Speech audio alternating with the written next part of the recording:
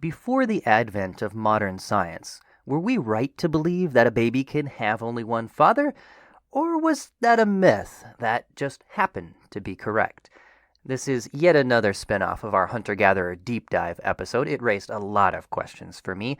Now, in that episode, we talked about the belief common across tribes in the Amazon region called partible paternity, meaning multiple fathers. Go back and listen to that episode for the full deal, but basically, it's a belief that semen from more than one lover can clump together in the womb and produce a child that, in the eyes of these tribes, literally has multiple fathers. Now, we in the West, and almost everywhere outside the Amazon, apart from one tribe from Papua New Guinea called the Lusi, have always quite confidently believed in single paternity, meaning a child can only have one father. But were we right to be so confident about that, or were we just cocky? Before the discovery of the sperm and the ovum under a microscope, were we justified in our belief, or were we, like the Amazon tribes, just believing in a folk myth, the myth of the single father? That's what we're talking about today. I'm BT Newberg, and this is the History of Sex Short Shorts. And now the royal team singing their big record, Short Short.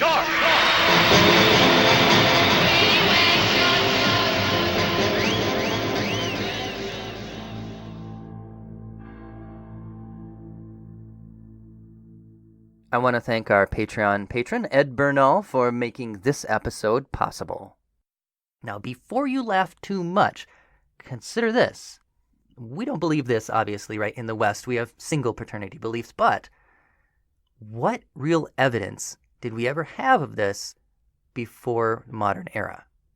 Beckerman and Valentine actually call our situation a, quote, happy coincidence of folk doctrine and biological reality that we were ever right.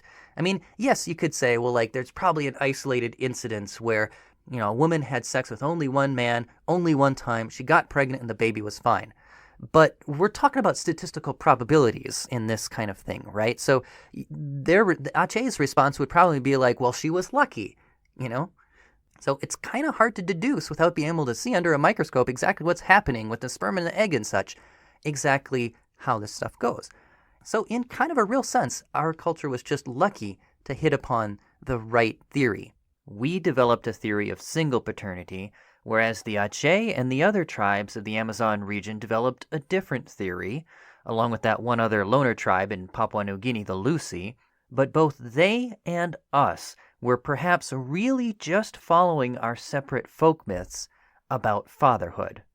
And by the way, and we'll close with this, I wish I could tell you why the Lusi alone outside the Amazon also have a belief in partible paternity. What's up with that? But unfortunately, I could not find that answer. All I could find was a reference in Beckerman and Valentine citing a report by Counts and Counts that was quoted thus: "The notion that the fetus grows as a result of multiple acts of intercourse seems to prevail for the Lusi. Even the young people who assert that only one act is required generally agree that it is possible for a person to have more than one father." So, yes, that does sound like partible paternity, at least in principle. They agree that it's possible to have more than one father. But no rationale that I could find is given for why they alone also developed this same belief. What do they have in common in their two situations that conduces to this? I don't know. Perhaps it goes back to what we were just saying about how it's not actually that easy to figure out stuff like this, and if you're not going to hold a single paternity belief, well, the only other possible alternative is multiple paternity, so there you go? I don't know.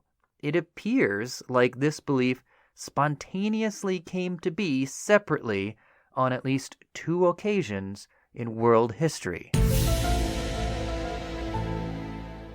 That's it for today, folks. This has been the History of Sex Short Shorts.